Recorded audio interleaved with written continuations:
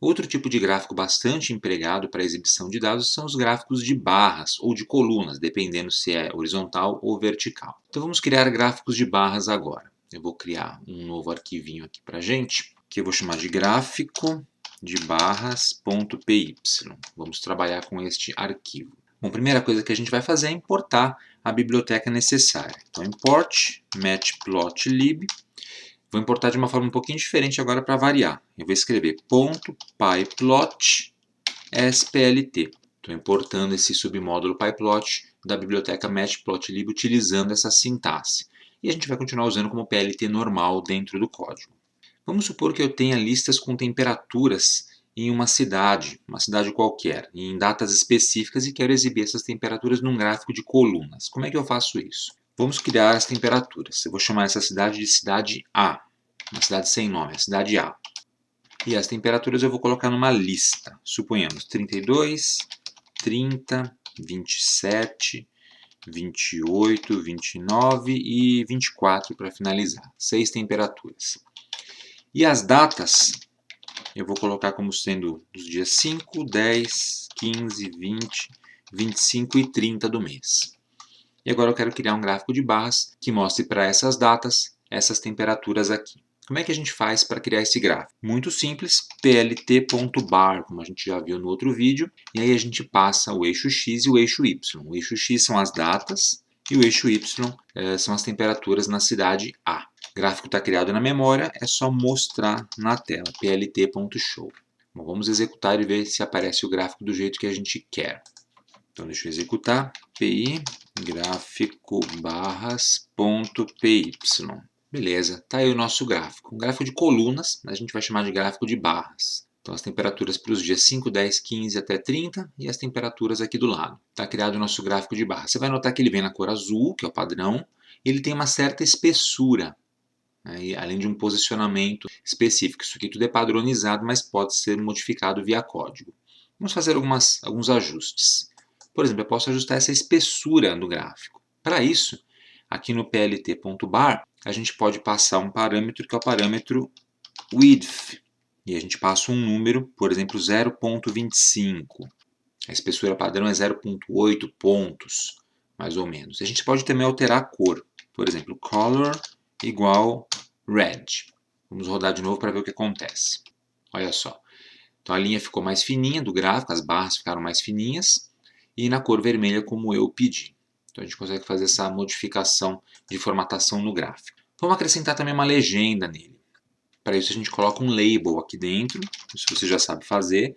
Eu vou chamar isso aqui de cidade A. E aí, claro, para aparecer a legenda, a gente não pode esquecer de chamar o plt.legend, senão ele não mostra a legenda. Não adianta ter o label aqui se não invocar a legenda. E aí vamos executar para ver o que aparece. Beleza, está a legenda aqui em cima, cidade A, do jeito que a gente queria. Esse é um gráfico de colunas ou de barras comuns. A gente pode também inverter isso aqui criando um gráfico de barras horizontal. E não tem muito segredo. Eu vou fazer o seguinte, eu vou copiar isso aqui tudo para não ter que digitar, vou colar embaixo, vou comentar a linha de cima, e aí para a gente trabalhar com um gráfico de barras horizontal é só a gente mudar esse método bar para bar H, o H de horizontal. E aqui a gente tem que fazer uma única modificação, que em vez de width, vai ser height, que significa altura, porque como a barra está na horizontal, ela não tem uma largura, ela tem uma altura. E aí a gente executa para ver o gráfico de barras horizontais. Tá aí, as barras na horizontal. Legal? Bem tranquilo. Bom, eu vou comentar isso aqui, eu vou apagar isso aqui porque eu não vou usar isso aqui de novo. Eu vou trabalhar o resto do vídeo com as barras na vertical. A gente pode ter mais de uma barra no mesmo gráfico, a gente chama isso de barras combinadas ou colunas múltiplas. Então eu vou criar mais umas cidades aqui para a gente trabalhar. Vou criar a cidade B e vou colocar as temperaturas da cidade B. Por exemplo, 27, 26, 29, 25, 22 e 22. E vou criar também a cidade C. Vou colocar 3 barras. E para a cidade C as temperaturas vão ser 17, 19, 15, 20, 25 e suponhamos 26 no final. Beleza, temos agora 3 conjuntos de dados. Se temos 3 conjuntos de dados, vamos precisar invocar o plt.bar 3 vezes, um para cada cidade.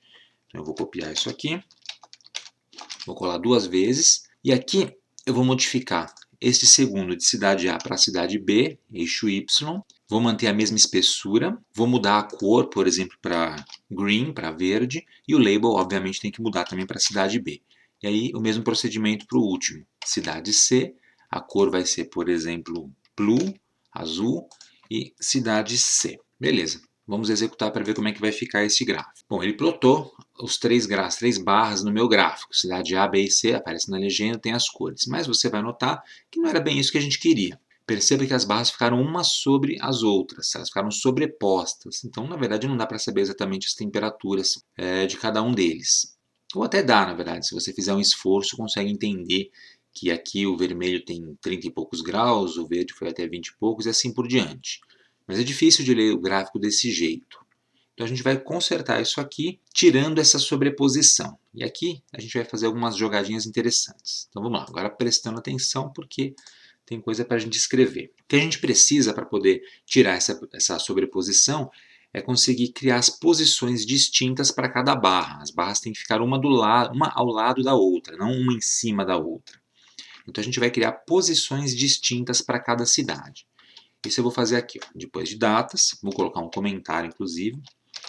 Criar posições distintas para cada cidade, usando um contador de posição. Então eu vou dizer que as posições da cidade A são uma lista de valores, e essa lista vai depender da quantidade de datas que eu tiver. Então eu vou usar a função range, e para essa função range eu vou passar a função len com as datas dentro. O que está fazendo esse código? Bom, len datas vai me trazer o comprimento das nossas datas, dessa lista, ou seja, quantos itens eu tenho aqui. Range vai criar uma sequência de contagem com esse número de itens. E list vai transformar essa sequência numa lista. Portanto, posições A é uma variável do tipo lista. Para que eu vou usar essa lista? Para poder posicionar as barras corretamente. Eu vou fazer a mesma coisa para os outros, só que com modificações. Para posições B, o que a gente vai fazer é trabalhar em cima das posições de A. Então a barra A vai ficar numa posição, a barra B ela vai ficar um pouquinho deslocada, vai ficar ao lado da barra A, certo? Não vai ficar em cima, então não está no mesmo lugar. Se não está no mesmo lugar, a gente vai deslocar um pouquinho. Quanto? Bom, como a espessura das nossas barras aqui embaixo a gente deixou como 0,25, a gente pode fazer um deslocamento de 0,25. Porque assim elas não ficam sobrepostas, mas ficam coladinhas umas às outras, em cada grupo. Então aqui a gente pode fazer uma compreensão de lista para isso, porque a gente tem que aplicar esse processo em cada um dos valores para cada uma das datas, porque a gente vai ter, na verdade, 6 barras, só que são 6 barras para cada cidade. Tá? Então a gente vai usar uma compreensão de lista aqui. Então eu vou dizer aqui, posição mais o deslocamento de 0,25 for posição em posições A vai nos dar as posições de B, da barra B, da cidade B. Então eu estou pegando cada posição de A, que é um número de 1 a 5, de 1 a 6, e deslocando ele 0,25, né? Somando um pouquinho mais para ele, à direita no caso. Né? Se você está somando no eixo X, você está se deslocando para a direita. E vou fazer um procedimento parecido para posições C. Só que posições C fica depois de B. Então fica mais 0,25 depois de B. 0,25 mais 0,25 é 0,50. Então a gente vai fazer pos mais 0,50 for pos em posições A. Legal, então a gente usou as compreensões de lista, função range e função len para poder criar as posições onde vão ficar cada uma das barras. Mais complicadinho, né? Então, posições múltiplas dá um pouquinho mais de trabalho. E aí, na hora de colocar os dados, aqui no plt.bar a gente vai mudar. Em vez de datas, a gente vai colocar posições. A gente vai escrever aqui posições A, no próximo posições B, e no último posições C. Então agora a gente já consegue colocar as 3 barras no gráfico sem que elas fiquem umas em cima das outras. Vamos testar a princípio para ver como é que está ficando. Rodando, olha só, uma barra do lado da outra, exatamente como a gente pediu. Então as barras têm 0,25 de largura, eu pedi para deslocar 0,25 para a direita a barra verde, ela ficou coladinha com a vermelha, e mais 0,25, ou seja, 0,50 para a direita, a barra azul ela ficou coladinha num grupo. Então o grupo para a primeira leitura é esse aqui.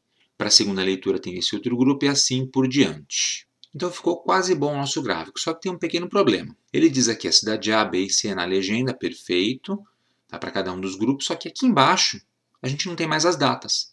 E a ideia do gráfico é justamente mostrar as temperaturas para cada uma das datas de medição. O que aparece aqui são os números que foram gerados aqui no código, quando a gente criou essa lista de posições aqui com a função range. A gente pode mudar isso, porque existe uma outra função que permite alterar esses valores aqui de baixo na exibição, não internamente, mas na exibição. Então vamos fazer isso.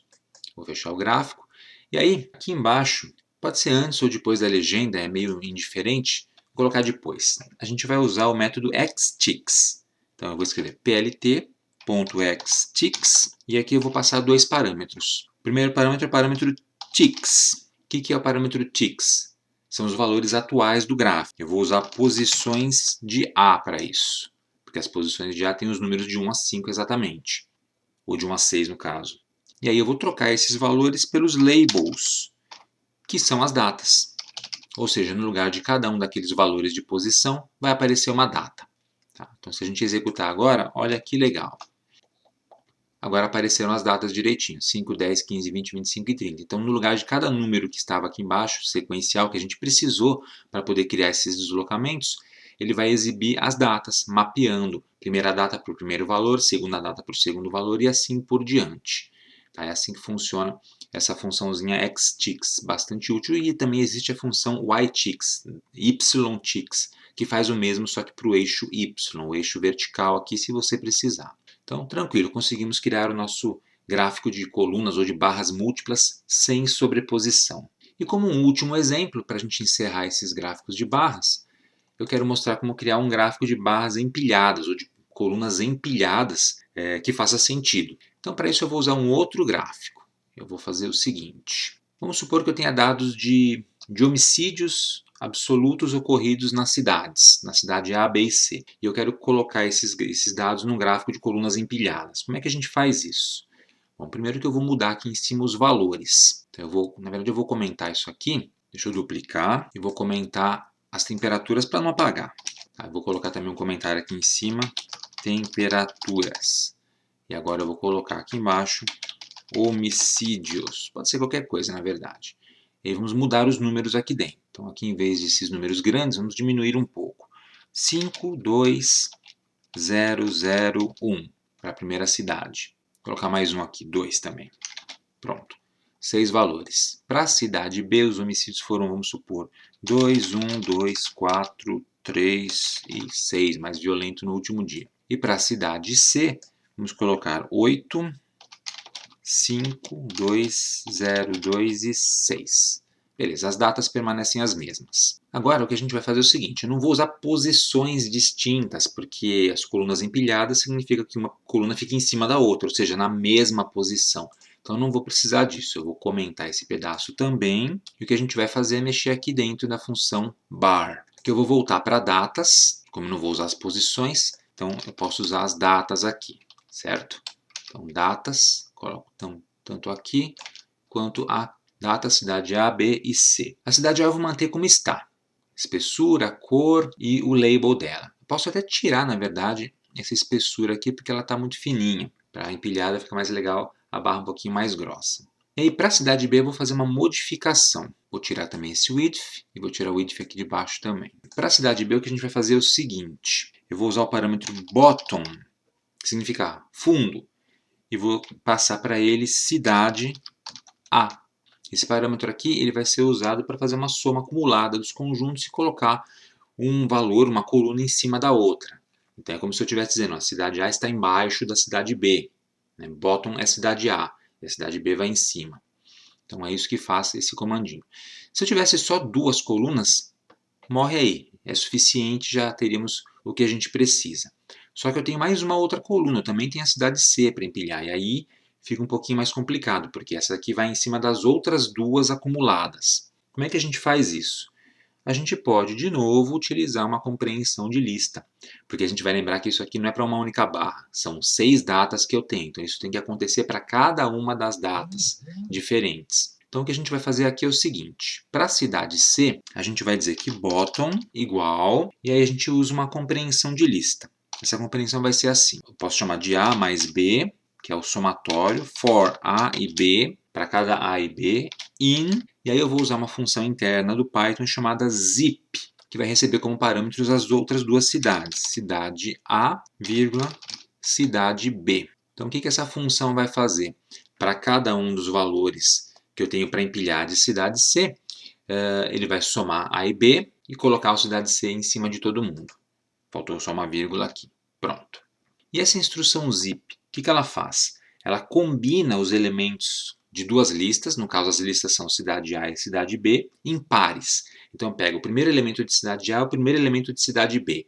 E aí o que eu vou fazer com cada um deles? Eu vou somar. E essa soma vai ser o bottom para a gente colocar depois a coluna cidade C em cima de todo mundo. Então a gente cria aqui um iterador de tuplas, e cada tupla tem os elementos de ambas as listas. E aí eu faço a soma de cada um deles e vou montando assim a minha pilha. E aí você poderia continuar fazendo o mesmo para os demais. Tá? Deixa eu colocar outra vírgula aqui em cima que faltou também. Legal, estava reclamando aqui no cantinho. E isso deve ser suficiente. Deve ser suficiente. A gente não vai usar esse xtics, mas não é necessário, vou comentá-lo também. E vamos executar para ver como é que está ficando. Então, chamando o gráfico de barras. Beleza, ó, colunas empilhadas, uma em cima da outra. Cidade A ficou embaixo, que é o nosso primeiro bottom. Vamos pegar o código aqui para analisar. Então, cidade A é o primeiro. Depois eu coloquei cidade B e disse bottom é cidade A, ou seja, a cidade A está embaixo. Depois vem B, na cor G, que é green, então B está no meio. E depois cidade C, o bottom é o somatório de A mais B, e cidade C é empilhada em cima de cidade A e cidade B, com os valores acumulados. A ideia desse tipo de gráfico é mostrar os valores acumulados de homicídios e fazer a comparação entre os valores. Então, por exemplo, a gente vê que no dia 5 a cidade C teve mais homicídios do que a cidade A e bem mais do que a cidade B. A mesma coisa acontece no dia 10, só que com um valor geral total menor. No dia 15, a cidade A não teve homicídios e nem no dia 20. E no dia 20 só teve homicídios na cidade B. Então só aparece essa única coluna aqui, porque A é 0 nesse caso. E assim sucessivamente até o final. Então, gráfico de colunas ou barras empilhadas, criado com sucesso. E para finalizar, só falta uma coisinha. Se alguém olhar para esse gráfico sem saber do que se trata, vai continuar sem saber do que se trata, porque nada aqui está dizendo que isso aqui são datas e isso aqui são homicídios. Podia ser qualquer coisa. Então vamos colocar rótulos nos eixos, para a gente finalizar. Então aqui embaixo, depois do legend, eu vou escrever plt.xlabel.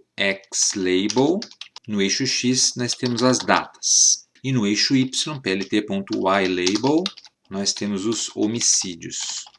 E a gente pode colocar um título para o gráfico total, plt.title, tudo isso aqui você já aprendeu anteriormente, homicídios nas cidades em dias determinados. Beleza. Agora a gente executa mais uma vez para verificar se tudo deu certo como esperado. Tá aí, datas, homicídios e o título homicídios nas cidades em dias determinados. Agora o gráfico faz mais sentido, a gente sabe exatamente do que se trata. Beleza? Então resolvemos esse problema usando simplesmente Python e a biblioteca Matplotlib. Dá para resolver esses problemas de criação de gráficos utilizando outras bibliotecas auxiliares também, como por exemplo a biblioteca NumPy. Só que aqui eu optei por não usá-la, usar apenas o Python puro com as funções do Matplotlib. O que mais a gente tem para ver sobre gráficos ainda? Temos para ver sobre gráficos coisas como subplots e gráficos de pizza, por exemplo, que é o que a gente vai fazer na próxima aula. Então é isso aí, pessoal. Espero que vocês tenham gostado desse vídeo. Aproveitem para se inscrever aqui no canal da Boston Treinamento, se vocês não forem inscritos ainda. E se já forem inscritos, cliquem no sininho aqui embaixo para ativar as notificações e assim serem avisados quando tivermos conteúdo novo postado aqui no canal. E se você quiser contribuir com a Boston Treinamentos, torne-se membro do nosso clube de canais. Temos o link aqui embaixo na descrição do vídeo e também o botão Seja Membro do YouTube com as instruções. E não deixe de acessar o nosso website www.bostontreinamentos.com.br, além de nos seguir nas redes sociais, que estão aparecendo aqui em cima. Obrigado e até a próxima!